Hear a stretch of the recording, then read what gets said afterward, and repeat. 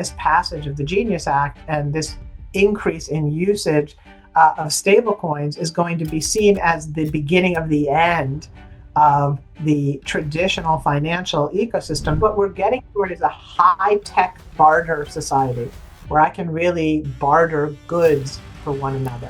When you think about sovereign wealth funds that represent the wealth of these nations on behalf of their citizens, right? It would almost be irresponsible of them not to be thinking about how they can use and tokenize their strategic reserves to make them more broadly available. Our guest today is Sandy Kaul. She's the Executive Vice President and Head of Innovation at Franklin Templeton. Exciting things happening in the ETF space. A lot of things are getting tokenized. Franklin Templeton is partnering with one of the largest exchanges in the world in the crypto space. We'll talk about that. I won't reveal who it is yet. And generally speaking, what is going on in the regulatory landscape for crypto? Sandy is also co-chair of the CFTC's Digital Assets Subcommittee, and she sits on both the World Economic Forum's Digital Assets Advisory Board and the DTCC's Digital Asset Advisory Board. So she's well positioned to be talking to us about the future of regulations in the crypto space. Welcome back to the show, Sandy. It's been a while since you've been on the show. I spoke to you in New York way back in March, so good to have you back. Thank you for being here. Great to be here, David. Thank you for having me. I want to start by talking about regulations. This is a topic that has been front of mind for crypto investors ever since last year, when the Bitcoin ETF speculations, rumors were floating around the cryptoverse. It finally happened, and then people were finally euphoric about the biggest and most successful ETF launch in history. Back in March, you had told us about how we could see a little more clarity on regulations in the crypto space by the summertime. We're now in September. We've seen the Genius Act pass this week. For example, let me just share my screen here. The SEC approved generic listing standards for commodity-based trust shares. Tell us about not just this development, but the broader pathway of regulatory development in the crypto landscape since March. Yeah, so there's three streams we should really talk about when we're talking about regulation. This first one around ETFs is moving fast, right? If you think about it, it took almost 190 days from your first filing to get those early ETFs approved in the crypto space. Even if they were approved straight through by the SEC, it was taking more than half a year to really be able to get a product to market. And as we know, the SEC didn't always approve them in that timeline, and it could stretch out way beyond 190 days as well. But with these generic listing standards, now you are able to skip one of the filing steps that you needed to do prior to this.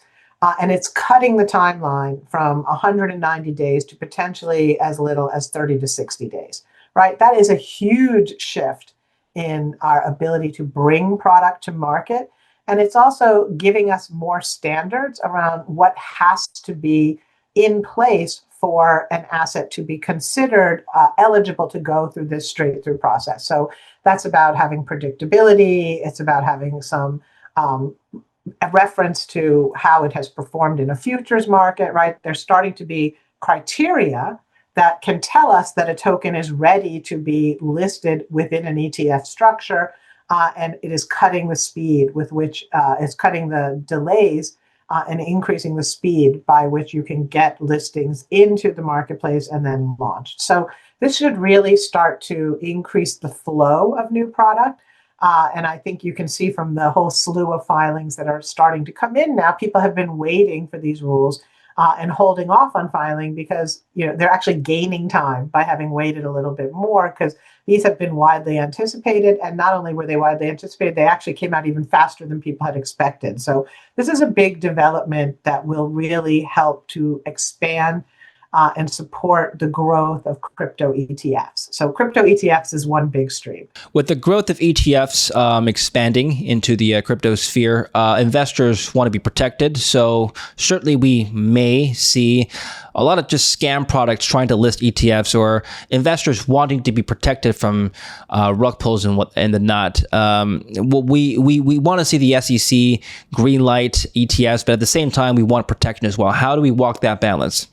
Yeah, well, I mean, and this is where the listing criteria are going to really help, right?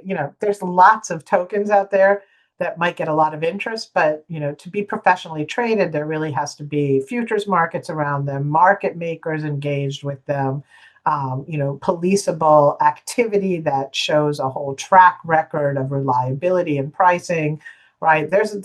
It might open up, the aperture in terms of allowing more types and more tokens to come through, but it will still be very tough to get anything that isn't really meeting a professional standard of trading through as a potential source of ETFs. So you can still trade them, but I think it will still be hard to get certain types of tokens through in an ETF structure. SEC Chair Paul Atkins made a pretty bold statement in this press release. By approving these generic listing standards, we are ensuring that our capital markets remain the best place in the world to engage in the cutting-edge innovation of digital assets. What does he mean by that? What do you think is going to be the future of digital assets in America? I think that we are going to see a whole set of, basically the equivalent of large cap crypto in ETFs. We are going to potentially start to see some mid and small cap type crypto in ETFs. We'll have indexes in ETF crypto holdings.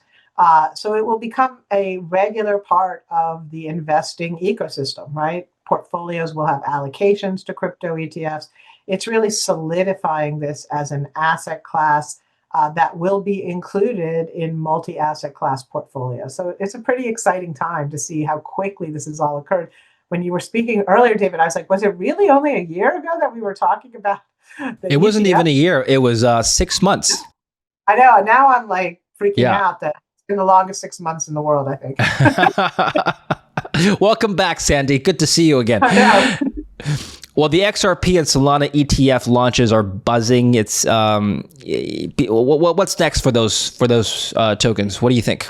Yeah, they're becoming, I think important parts of what the future state ecosystem is going to look like. I had said the regulatory is affecting three things. Obviously, stablecoins are a big part of what is being affected here. We had the passage of the Genius Act. The CFTC just came out. The acting chairman Pham of the CFTC just came out and recommended being able to use stablecoins as collateral on listed derivative trades, right? So, this is really, again, bringing a crypto instrument into the mainstream. And the stablecoins in particular, what's interesting about them is every dollar that comes out of the banking system into stablecoins and then stays in the wallet-based ecosystem is a dollar that has exited the traditional banking system and moved into a parallel ecosystem. And so I think in retrospect, this is going to have been really seen, this passage of the Genius Act and this increase in usage of stablecoins is going to be seen as the beginning of the end of the traditional financial ecosystem that was all account-based and really opening the floodgates to having a wallet peer-to-peer based system because now there's cash to pay for transactions there that can be counted upon with a strong set of consumer protections and regulations backing them. And I no longer have to necessarily purchase items using cryptocurrencies in the crypto space, which will bring in many more types of institutional investors who don't yet have a full appreciation and understanding of crypto. So it's going to actually allow these crypto rails to be utilized by traditional players in ways that will put their existing infrastructure to shame. And it's really going to mark the beginning of the transition of the traditional financial ecosystem onto these blockchain and crypto-based rails. Before we continue with the video, let me tell you about a very important topic, Bitcoin. It's had a 10-year compounding annual growth rate of over 80%, and it's been one of the best performing assets in the world. That means there's a high opportunity cost to spending your Bitcoin savings. Now, with today's sponsor, People's Reserve, and their revolutionary Bitcoin-powered financial products, you can now borrow against your Bitcoin with no credit checks, no income verification, no taxable event, and no rehypothecation risk. Their flagship product, the Bitcoin-powered mortgage, is redefining home ownership for Bitcoiners. And here's the best part. Liquidation risk isn't tied to price volatility, only to non-payment defaults. This protects borrowers and lenders from the biggest risks in traditional crypto lending. With the advent of People's Reserve's revolutionary lending products, you can now unlock the purchasing power of your Bitcoin savings without having to give up ownership. Go to peoplesreserve.com, link down below, or scan the QR code here. Sign up for their newsletter and discover how to build wealth smarter. That's peoplesreserve.com. That sounds interesting, and I'm all for the advancement of technology. But what does that practically mean for the trader on Wall Street when everything moves to the blockchain? Yeah, well, so look, there has recently been a filing from NASDAQ asking to tokenize real-world asset securities, including the big tech index QQQ, right? So this tokenization of equities and indexes and ETFs, right? We've been seeing emerging players like Kraken moving in this direction, and we've been seeing neo brokers like Robinhood moving in this direction. But that's a little bit different than seeing someone like NASDAQ move in this direction, right? So I think that what it means is that just like I can use my crypto today in lending protocols, in automated market making protocols, I'm going to be able to use my equities, and I'm going to be able to use my bonds, and I'm going to be able to use my investment portfolios in traditional assets in all of these crypto inspired models, which is really super exciting, and I think opens up tons of new opportunities for individuals like you and I who really haven't been able to take advantage of a lot of activities in the financial markets that have only been available to institutional and highly qualified investors who are super wealthy. So I think it's a great step in the democratization of access and the ability for every person to be able to really use the capital markets to their utmost. Here's BlackRock's Larry Fink on CNBC a year ago talking about this issue. I'll play for you this clip of a minute of him talking about this, and I'll get your reaction. Take a look. You now expect other cryptocurrency ETFs? Meaning, do you think that Gary, and we'll talk to him later, Gary like Ethereum will have to approve an Ethereum ETF? And is that a function of something the SEC has to do, or do you think that all these things have to go to court first? I couldn't respond to that. I see value in having an Ethereum ETF. As I said, these are just stepping stones towards tokenization. And I really do believe this is where we're going to be going. We have the technology to tokenize today. If you want to think about this. If you had a tokenized security and you have a tokenized identity, you, Andrew, the moment you buy or sell an instrument, it's known. It's on a general ledger that is all created together. You want to talk about issues around money laundering and all that. This eliminates all corruption by having a tokenized system. Jamie Dimon disagrees with you on that, but I will talk about Jamie Dimon here maybe next time, Sadie. But okay, what ultimately is the end game for not just BlackRock, but many large institutions moving towards tokenization? What are they trying to accomplish? Well, I mean, for institutions like Franklin Templeton and BlackRock, we're number one, trying to make our investment expertise available to broader audiences, right? Lots of people have made great profits on their crypto trading, and there is opportunities to diversify those exposures and spread that out across a greater set of assets to really protect and hold those holdings longer, or help them to grow in a more diversified way. So we're going to introduce products into the crypto ecosystem that allow for that diversification of exposure. New products like 401k type products, IRA type products for people who want to live out of their wallet. But I think what it also does is it takes our cost structures down tremendously, right? We have tons of people in these legacy firms whose entire job it is to reconcile different ledgers and to reconcile between PDF documents and system-based activities. And we're going to get to stop all of that. We're going to be able to use programmable smart contracts and the blockchain to be able to enhance our operations and cut the need for us to have all of these operationally intense and expensive processes. So it's going to make our companies more profitable. It's going to open up more opportunity. And I really think it's enabling, this whole idea that every investor should have the opportunities to invest and use their assets to their full utility. Yeah, I love talking to you because it gives me a clear insight as to what institutional asset managers are actually doing in response to changing regulations. And you work on the regulatory side, so you're well positioned to talk about both sides. So since we've talked about changing regulations, let's talk about the industry side here. Here's an example of a landmark change, executive order by Trump dated August 7th, democratizing access to alternative assets for 401ks. In short, now we have the ability to grant access to 401ks to cryptos. So in other words, we can now have Bitcoin and perhaps other crypto products in retirement products. What is Franklin Templeton doing about this? So we offer our liquid crypto strategies. We offer our ETFs, and we will be offering them to all of the distributors we work with in the 401k space. We have multi-asset class models that we are offering right now to wealth distribution networks that incorporate crypto and have actually embedded the crypto indices into the benchmark for those model portfolios. And we will be looking at, can we translate those into target date funds and put them into workplace retirement plans, right?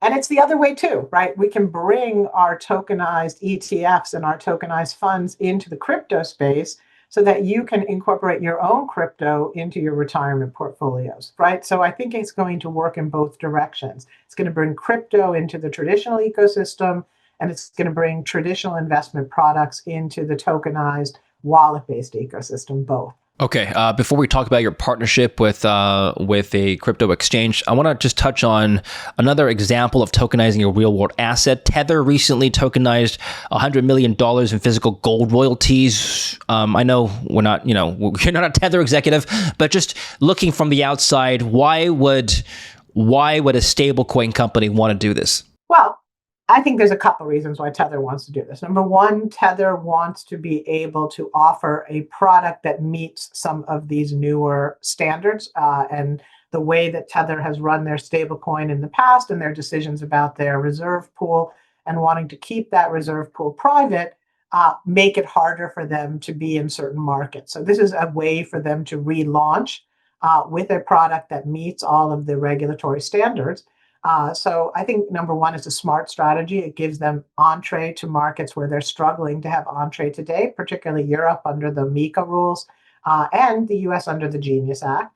But I think what it also does, and what I'm excited about the most for this Tether announcement, is we've thought for some time, David, that what tokenization really enables is that it's not just stable coins that are going to be forms of payment. We can use any tokenized asset potentially as a form of payment and store of value. So, it's perfectly possible for me to pay for a cup of coffee or to pay my rent in a tokenized gold instrument. It's perfectly possible for me to pay that in a tokenized money market fund instrument, right? This idea that I only pay for things with money, I think is going to go away, and I'm going to have... That's a very cool concept. Right. That's really cool. So let's suppose I own, I don't know, I'm just making this up. Let's suppose I own Tesla shares and I have that in an exchange or, with my broker somewhere. Are you saying that in the future I could tokenize that? I can go to Starbucks and pay with a tokenized Tesla share? Is that going too far, Sandy?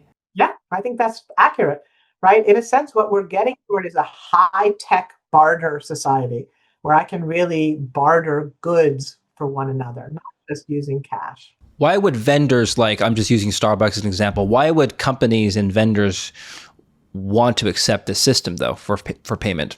Because maybe they get better yield on being able to invest that gold, or they'll pay lower fees, or they'll get faster payouts, or they'll be able to transfer that into a different form of money and make a little extra on that transaction, right? There could be a lot of reasons. And then they may not have any choice, because if a consumer wants to pay that way and they risk losing that transaction, they may just agree to do it. So I think that, there's going to be a big change in behavior coming. And this is why AI is so important, because I'm going to need my AI to help me optimize of all the potential ways I could pay for something. What's the way that's going to maximize my buying power the most. So let's suppose, okay, so you're in the US, I'm in Canada. This is a real world example. I owe you money. I'm going to transfer you some money, Sandy. Wire transferring money from Canada to the US and vice versa is annoying. I have to go to the bank. It takes days, whatever. So now instead of paying you, let's suppose you and I don't have crypto wallets set up, so I can't send you Bitcoin or a stable coin. Let's suppose I have gold in a vault somewhere. I own gold. I've tokenized that gold. I can just send you, $100 or $1,000 equivalent of tokenized gold. Is that the future of B2B and peer-to-peer systems? Yeah, but I'm going to need a wallet to do it. Everyone's going to need wallets to do it. Because it has to be tokenized, right? It has to be recognized by the blockchain. But if it is tokenized, if it's able to be third-party custodied, if it's able to be verified that the underlying asset is really where they say it is, and that the token represents a real underlying asset, and it can be transparently valued, I could use it as a form of payment. Very cool. So let's suppose I'm a trader. I'm a commodities trader. Gold is just one commodity that's being tokenized. Let's suppose oil is tokenized now. So I'm an oil futures trader. Now I have oil contracts tokenized on the blockchain. How does that change my operation as a trader? Now I need to do my basis trading, right? Just like we're seeing with the ETFs and the futures. I need to do basis trading to hedge my spot token gold. Or my spot token oil in your example. I need to be able to get in there and short the perpetual or short the future so that I lock in my basis on that trade. I was a commodity analyst for 15 years. I covered coffee, sugar, cocoa, cotton, and frozen concentrate orange juice.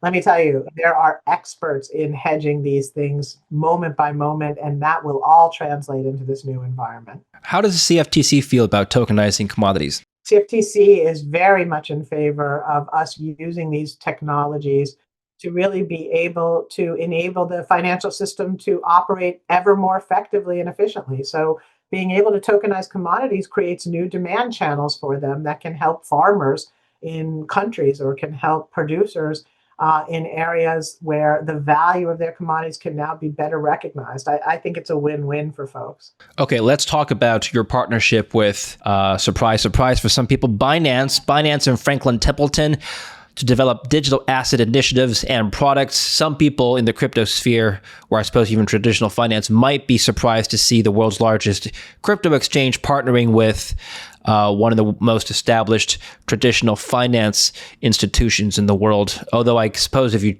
factor in everything we've discussed so far, this partnership kind of makes sense. I'll let you talk about this. $1.6 trillion in assets under management is Franklin Templeton. Recently announced a collaboration to build digital asset initiatives and solutions tailored to a broad range of investors. What are these initiatives and solutions, Sandy? So if it's not clear yet, David, let me make it 100% clear. We believe very strongly that the future of the financial system is going to be wallet-based. Binance is the largest exchange in the world with the largest number of wallets on their platform. And we are so excited about this partnership with them because this gives us an expert with direct access to these customers and their wallets to really begin to explore where is demand? What do they want in this new ecosystem? We don't have to have the same products that we had in the traditional financial world in the wallet-based system. We may have very different needs and different demands from this audience. And this partnership with Binance gives us both the access to that audience to understand their needs and demands and a partner to bring products to market with that are going to be super helpful. Okay. When you say that you don't know what these initiatives are yet, they're not announced yet, or? Yes. They're not announced yet, but yes, we know what the initiatives are. Okay, so you know, and your colleagues know, we just don't know yet. When can we know? When can we know what is also something that you know? When I know, I'll let you know. All right. I'll follow up then, Sandy. Just give us a broad stroke of what this partnership may look like for a Binance wallet holder or perhaps an investor with one of Franklin Templeton's products. How will this change for somebody who's already in one of these ecosystems already? Hopefully what it means for you is you're going to have more access to more investment opportunities that will allow you to diversify what you hold in your wallet, right? Be that new products, be that more yield, be that access to markets that you might not have been able to trade previously, right? Our hope is that in creating this partnership, we bring together our crypto native expertise and our ability to really be able to run real-time books and records, which we continue to be the only asset manager that's really able to do that, right? Because we've built our own transfer agent system. And so we can operate at the speed and in the ecosystem of a digital native. And now what we're able to do is bring our traditional expertise of 80 years of active asset management onto these rails, right? We've only had tokenized money market funds so far, but you can absolutely anticipate seeing a far broader range of products coming out that will be available to investors. Can you give us a teaser as to what the future of ETF offerings will look like now that more digitization is on the way? You don't have to give specific tickers or anything like that, but what does Franklin Templeton have their eye on? Well, I like to talk about what's going to happen with ETFs in two stages, David. The first stage is going to be I can buy shares of a trust that owns ETFs, right? This is the model that we're seeing Kraken use already, and Robinhood, right? That I have exposure to the price changes of the ETF. I have exposure to the underlying assets that are part of the ETF, but I don't actually own the ETF, right? I own the shares of the trust and the trust owns the ETF, right? That's phase one. I think phase two, though, is that every security in the ETF is tokenized and the wrapper that all of those individual securities are put inside of is tokenized. So to make it really simple, the S&P 500, right? Today I can trade an S&P 500 token potentially. In the future, I can trade an S&P 500 digital token, which is the actual exposure. And then not long after that, I'm going to be able to trade that S&P digital token. And if I want to get at all 500 securities that sit inside of it, I can burn the index wrapper and just take delivery of all 500 of the individual securities. So it almost eliminates the need for the ETF wrapper. ETFs are going to become tokens of tokens, and I can use it to easily transport those 500 tokens around, or I can break the wrapper and I can have all 500 tokens in the right proportion in my investment account immediately. It's going to be really exciting. But what's the financial incentive, or I guess the revenue model for companies wanting to tokenize a real-world asset? So, for example, let's just take gold for example. Suppose Franklin Templeton were to tokenize gold, and I buy a tokenized gold product from Franklin Templeton. Well, now I can use that tokenized gold as a peer-to-peer payment system with my friends or whoever I want without going through any middlemen. So, Franklin isn't making a bid ask on it. So how do they make money? Yeah, well, we'd make money by being able to manage the underlying gold, right? We would be managing an investment in the gold that the token is representing, right? And so, you might want to increase your supply of gold if you think that prices are going to be going down and you want to take advantage of that. You might want to loosen up your supplies of gold if prices spike suddenly. Right, you're getting the professional manager who is ensuring that the representation that you're getting in the token is managed as optimally as possible. With a single asset like gold, you would want a commodity expert manager managing that. So think of oil, think of gold. But when you get into mixed baskets of securities, right, you're going to want active management of those securities. Why have just the index if I can have the index and I can have active management on top of it where we're taking some directional bets and overweighting or underweighting the proportion of how the tokens are constituted to be able to get you better than market returns, right? So again, active management adds value, and you can choose to have just the index or you can choose to have active management of all the components of the index. How can investors ensure that the underlying asset, the underlying real-world asset is actually there? In other words, what's the auditing mechanism that could be in place? Yeah, well, so first off, there's market makers that are completely incentivized to take advantage of any pricing anomalies, right? So if I can see two of the same asset listed at different prices in different venues as a market maker, I can immediately take advantage of that and capture that spread as a profit and bring those price anomalies back into alignment. So that's the whole job of market makers, and there will be market makers. There are already market makers supporting all these products, and they will just translate that support into the crypto ecosystem.